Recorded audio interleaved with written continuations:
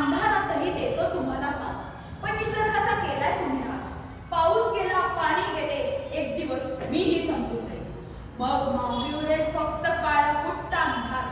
म्हणून सांगतो लवकर जागे व्हा, झाडे लावा, झाडे जगवा, पर्यावरणाचा नाश थांबवा. माझ्या या कवितेत मेणबत्तीची व्यथा आपल्या प्रत्येकाच्या अंतर्मनाचा आवाज आहे. मित्रांनो, पर्यावरण म्हणजे काय हो? पर्यावरण म्हणजे आपल्या भोवतालचा परिसर, यात सर्व सजीव व निर्जीव वस्तूंचा समावेश होतो.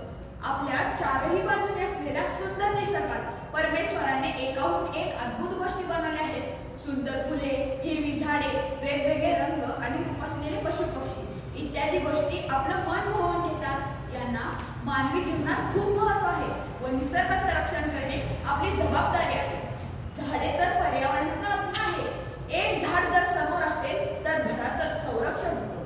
दिवसभर उन्हात तडपून जगाला शीतलता देतो. म्हणूनच पर्यावरण, निसर्ग आणि मानव यांच्यातील नाते अतूट आहे.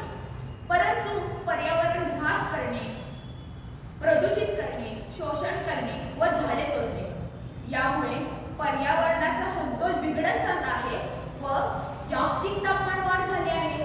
मानवाच्या हितासाठी पर्यावरणाच्या बिघडलेल्या समतोल रोखण्यासाठी त्याचबरोबर जागतिक तापमानाबद्दल आजच्या पिढीला समजावणे खूप आवश्यक आहे.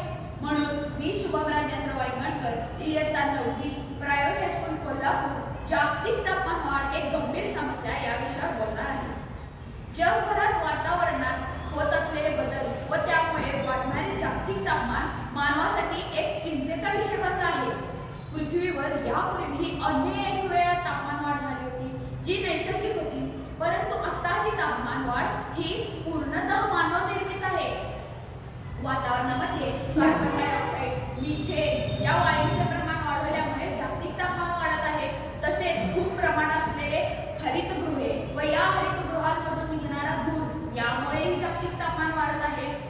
तसेच खूप प्रमाणात असलेले औद्योगिकरण व त्याचबरोबर त्यातून निघणारा वायू यामुळे जागतिक तापमान वाढत आहे.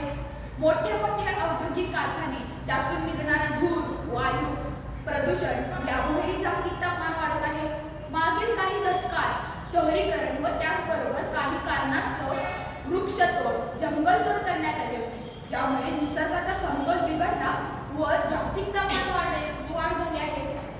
जगाला सगळ्या ध्यास शहरीकरणाचा, त्यामुळे होतो विध्वंस जंगलांचा.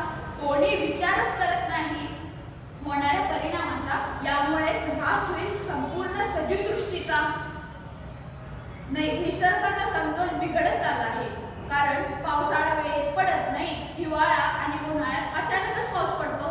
हे जर असे सुरू राहिले तर शास्त्रज्ञांच्या अंदाजानुसार सन 2050 पर्यंत पृथ्वीचे सरासरी तापमान 1.50 सेंटीग्रेड ते 4.50 सेंटीग्रेड इतके प्रचंड वाढले जाईल व याचा परिणाम पिकांवर, ज्वारी, गहू, भात, ऊस तसेच अन्य पिकांच्या उत्पन्नावर होऊन लक्षणीय घट होण्याची शक्यता आहे. अरबी समुद्रातून उठणारी चक्रीवादळे, ऑस्ट्रेलिया, अमेरिका, कॅलिफोर्निया इथे होणारे अनियंत्रित वणवे, तसेच आपल्या महाराष्ट्रातील 40 अंशावर जाणारे तापमान, हे सर्व जागतिक तापमान वाढीचे भीषण परिणाम आहेत.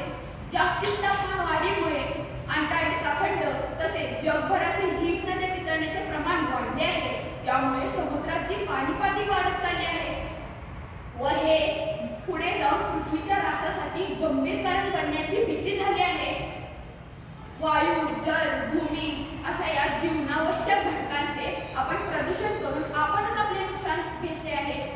आपण ह्या परिस्थितीला जबाबदार आहे. तर ही परिस्थिती सुधारण्याची जबाबदारी आपलीच आहे.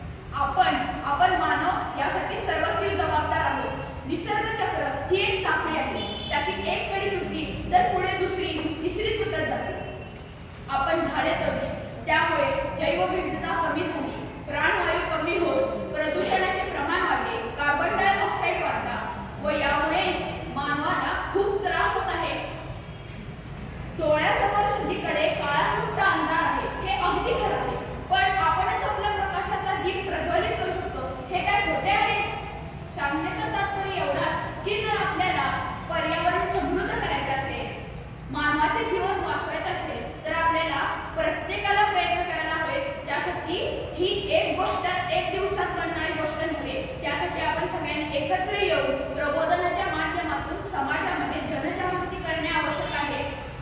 मला एवढे सांगायचे वाटते की रोखून पर्यावरणाची हानी, उद्याचे भविष्य उज्ज्वल पाहूया. पर्यावरणाच्या घटकांचे मिळून संवर्धन करूया. पर्यावरण वाचवून जीवन वाचवू हेच आपले ध्येय धरून